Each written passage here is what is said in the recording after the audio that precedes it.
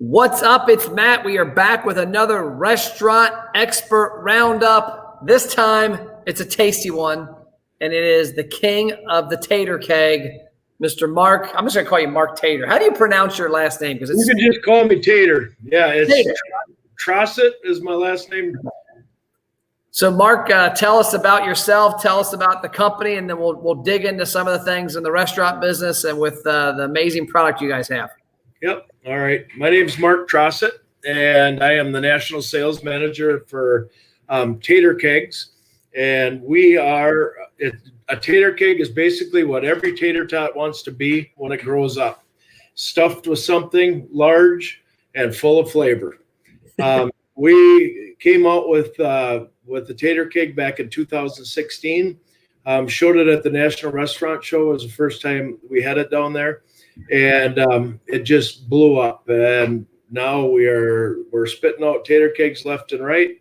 And even with the virus and the things that have went on, hasn't affected us at all. Just the word of mouth, and once people are trying it, they're buying it, putting it in, just watching it go to the top of their list of sales off their menus. Yeah, the first time I interacted with you, I think it was a show up in Minneapolis. I remember going by the booth, and everybody's got their samples. And when you work these shows, you don't really eat meals. You just, especially food shows, you go by each booth and grab 2 or 3 samples. Yeah. And like, I went by your booth. I'm like, what is that? Is it like a Shaquille O'Neal sized tater tot? And I grab one, and I start eating it, and I'm like, I got to go back. And I think I was at your booth like 5 times in about a half hour, acting inquisitive, just to get a tater tot. I guess we call them a tater keg. So the one thing that caught my attention about your product, and we talked about this back then, I think I interviewed you live. I think I was speaking at the show, and it was Milwaukee. And then I saw you again a couple of years after that. I saw you at the TRA show in Texas, I believe. But the thing that to me that caught my attention about it is I always tell restaurants, from what I've seen from a marketing standpoint, there's 3 ways to drive sales. Find new customers, get repeat customers, and the third one, which ties in with you, increase your average check size. Yep. And I see your product can be one of 2 things, either an appetizer because they're freaking delicious, or an add-on. You get a burger, and instead of getting French fries, get some tater kegs. Yep.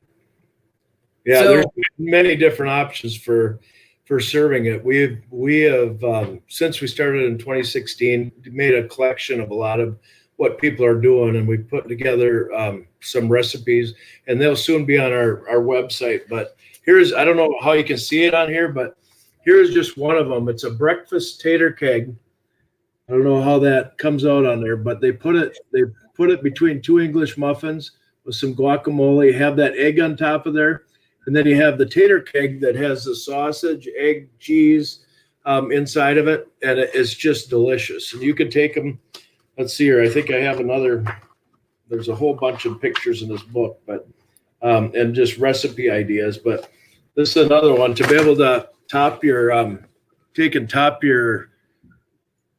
your Bloody Mary with a tater keg. It works out just fantastic. So, and you can take them. They can be a side. They can be a center of the plate. They can be just to serve them by themselves and have them in your bar. They hold up. They'll hold for like 4 hours. If you take them, fry them, put them in a hot pan, and put them in your heat in a warmer, and you can always have them ready. They're quick service, so you can just throw them up in the bar and have quick appetizers all the time. And we have 8 different flavors to choose from, so you never run out of something good to eat.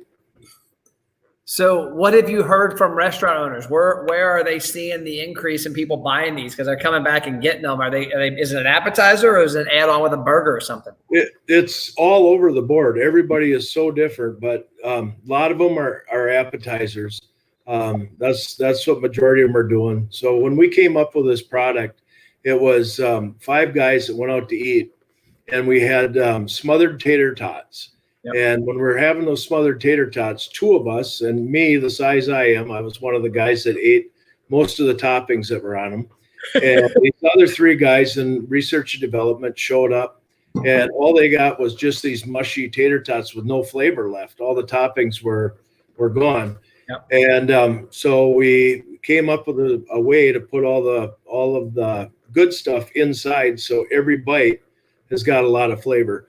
But there's a lot of people can just serve them like that, just as a loaded, like the bacon cheddar chive tastes like a loaded baked potato. And you can serve it just like that, maybe have some sour cream on the side or whatever. But then you can also still take them and dress them up just like you did with a loaded tot. And then when you get done, when everybody's eating the toppings, you still have flavor in the potato. I'll tell you the two that I remember that were amazing were the buffalo chicken and then the jalapeno popper one. Yeah, and the buffalo chicken, you get into that. And that's one thing people kind of underestimate what this product is. And a lot of times they want to take it and compare it to a potato offering like a fry or tater tots. But you got to remember that there's up to 30% protein in a lot of these things. So when you're going in there, you're getting, and remember that buffalo chicken, and you open it up and you had that big piece of chicken that was in there. Yeah. And each one of them has giant chunks of chicken. You get into the bacon cheddar chive, you get some really nice chunks of bacon in there. You get a lot of the cheese. So yeah, it's kind of its own thing, and it's a great item to be able to put people out there. And when you talk about having people come back in again and having repeat business, they try these things and they come back with the following. Now, any suggestions for restaurants that with regards to getting people to try items like that? I mean, what gets, because if I'm looking at the menu and I see tater kegs, I have no clue what a tater keg is. What do you guys suggest to have the managers, the servers, talk to their team about getting these on people's plates? Yeah, and that's an important thing is, and one thing for the restaurant industry to have your servers know your menu. It's so important to do that, and that they have tried them. And this is one of those things that I've found whenever I go out to visit like around here, I'll work just regular bars and just going into individual places, and I'll bring them in, I'll fry them up and let all of the servers, everybody taste these things. And then I'll come back in and I'll buy everybody some tater kegs just to try them. And once people start buying them, they just talk about them. It's a frenzy that happens. And now we just came out with a new one. It's called bacon, jalapeno, and cream cheese. And it's just phenomenal. Yeah, that's a good point you brought up there. I was actually at a restaurant recently, two of them, and it was the exact opposite situation. The one I was at, and I said, "Hey, what's this taste like?" And she's like, "I don't know." I'm like, oh. And I was, okay, I'm not buying that, or at least the conversation didn't go in. I got no advice, no upsell, and no personality. The next night, we actually went to a dessert restaurant called Bahama Bucks, which is a franchise down near Texas, Arkansas, Oklahoma. And we went in one in Moore, Oklahoma, and I pulled up, and they've got 100 flavors of Hawaiian ice, like just crazy stuff. And you look at a menu with 100 flavors, you're like, okay, I feel like I'm at the Chinese restaurant. There's like 100 options. Yep. And I asked the lady, I said, "Hey, I've never been here before. What would you get if you were me?" She's like, "What do you like?" And I told her a couple things. She's like, "You need the Jolly Rancher in your life." I got the Jolly Rancher, and it was amazing. And so I think that's a huge element of the people, like you said, having them try it themselves. But I love the idea. So you guys go in and do like a tater keg night where you go in and you'll buy some for around the restaurant and get people eating them up? Yeah, and that's kind of what I do around here, but I have brokers around the country that represent the product.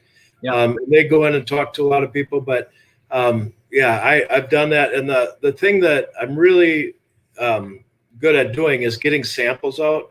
So once people put it on their menu and have that and get some samples, I'll send a case of samples to them. They can take them and they can give them out to their patrons at the bar or, just sitting at their tables and just come and hand them one. And every time that I've ever handed them out, people have ordered an order of them. So, yeah. So let me bounce an idea off you then. So this is actually something we've experimented with. I've done at a couple restaurants. I don't work as in depth with the restaurant in the four walls as we do the marketing, but we had a client that had 9 restaurants and they had a lot of items on the appetizers and dessert menu that were high margin that nobody bought because it's a busy place. And I said, okay, let's look at a couple of things. Number one, Mondays are a ghost town here, right? They're like, yeah. I said, so let's do a promotion where we do menu Mondays, where every Monday Everybody comes in and it's like invite, send it to our email, our text club, send it to our birthday club, do a little Facebook group on it and invite a couple hundred people in with the goal of getting 30 or 40 to come in and have what we called Menu Mondays where, hey, your appetizers are comped for samples. We're going to have a sample of every item on that appetizer tray. People eat them. They get a couple. They get a beer. They order food. Have you seen anything like that? What do you think of it? That sounds like a great idea. That would be something that would be right up my alley of what I would like to be part of. Yeah. I think that's a mistake a lot of businesses have. I had one of my clients, and it cracked me up. They had this amazing dessert pretzel. I mean, it was unbelievable. But the problem was it was a German restaurant and beer house. And by the time people got to dessert, they had already had a liter of beer. They had already had an appetizer. They had already had Wiener Schnitzel. I mean, they were just laying back in a coma. But what I found when we started sampling this pretzel before their meal, like, hey, your beer's on the way out. By the way, here's a small portion of this and a dip. Check it out. We're experimenting with it. What do you think? Those people ordered it every time. They came in knowing I'm getting my appetizer, I'm getting my beer, I'm getting this, but I'm also getting that item. Yep. And I started off with this stuff, and my cousin had a little place. It was called Cleghorn Keg. And we just started handing out a few samples here and there. And this is in an unincorporated town in rural Wisconsin. And now he's selling like 7 cases a week, 70 pounds a week of these things, over 700 units in his place. And he doesn't sell anything even close to what that is. And it just started off by just promoting the product, letting people try it. Yeah, I think that's way underestimated. And your story of how you guys started, it cracks me up because I think we all can relate to getting a thing of nachos or loaded fries or loaded nachos. And after like my wife and kids will get like loaded nachos. It's the fight to get the top layer because after that, it's just some soggy nachos at the bottom of a plate. Yep. The rest of it just sits there and it doesn't have the flavor. So, yeah. And that's the good part about this. Every one of ours, we designed them so that you don't really even have to use a sauce or a dipping sauce because there's so much flavor there. But if you're like my wife, I mean, no matter what, there's going to be something, you're going to dip it in something. That's the way it is. So that's the one thing I've found that chefs have been very creative on is coming up with different kinds of sauces, pairing it with different wines, pairing it with different beers. I've had a lot of bars that have done where they'll do a keg night and they'll work with a beer company and maybe have a special on whatever tap it might be, and then have tater kegs along with it and just have a big keg party. I love that. That's a pretty cool idea. And I've got your website up on the screen right now, looking down here at the menu. And I know it's got, I didn't know you had the Reuben or the chorizo burrito. That's pretty cool. Oh man. The Reuben is to die for. It's just like eating a good corned beef, Swiss cheese, Reuben. It's just fantastic. So you take a bite of it, it has a little pieces of kraut in it. It's just the right mixture. That'll be my dad. My dad's from Rockford, Illinois, and I don't know if that's a Reuben's a northern thing or what, but everybody I know from up there loves the Reuben. And we were actually talking about it yesterday. I was at a place yesterday where him and I do our live on Thursdays, and I had a corned beef sandwich, and he talked about the Reuben. So they got the downloadable brochure on here. You said there's going to be some recipe ideas. Is that going to be on here eventually? Yep, that'll be coming on there. I just went down to Charlotte and we did a bunch of footage that's going to be coming on there, and cooking instructions and how to get creative with kegs, and that'll all be coming onto our site in the near future. So yeah, it's going to be it's going to be fun, and we're just now with the growth of this product. I mean, it fits anywhere from a C-store to a bar to a steakhouse. I mean, it just goes across everywhere. We have them out at the New York Yankees, have them in the stadium. We have them at Disneyland, Disney World. Everywhere they go, they become just a favorite item. And now, starting next week, I'm just starting to bring them into China and into Canada. So They'll be global. Cool. Well, that's awesome. Well, if anybody wants to reach out to you, they can taterkegs.com. Is that the best way to reach the company? Yeah, it's the best way to reach the company. And my cell phone number is 715-577-2411. That is my cell, and you can reach me anytime on that. And I'd be glad to help you out with some samples or whatever you may need. And the other thing is if you have like 10 different, if you have 10 stores, sometimes you might be making your own kind of something similar to what we're doing, but the labor that is involved in that is so high. You'd be better off talking to me, and I can give you some volumes of things, and we can use your recipe, make your own proprietary keg, if that's something you want to do. But with the flavors we have, it's really it's best just to go with what we have right now. But if that is a scenario that works for you, we can definitely talk about that. Awesome.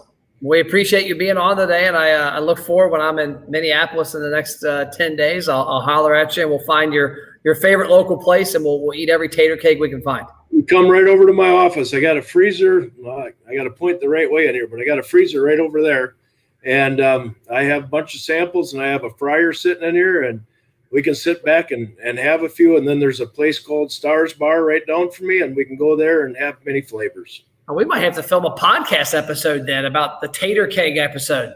Yeah, that would be great. I would be glad to do it. I really enjoy working with you, and I enjoy what you put out there for the restaurant industry. Cool. Well, I appreciate that, and I'll get with you, and we'll get something lined up when we come in town. Okay, sounds great. Appreciate it. Have a good week. Yep, you too. Bye-bye.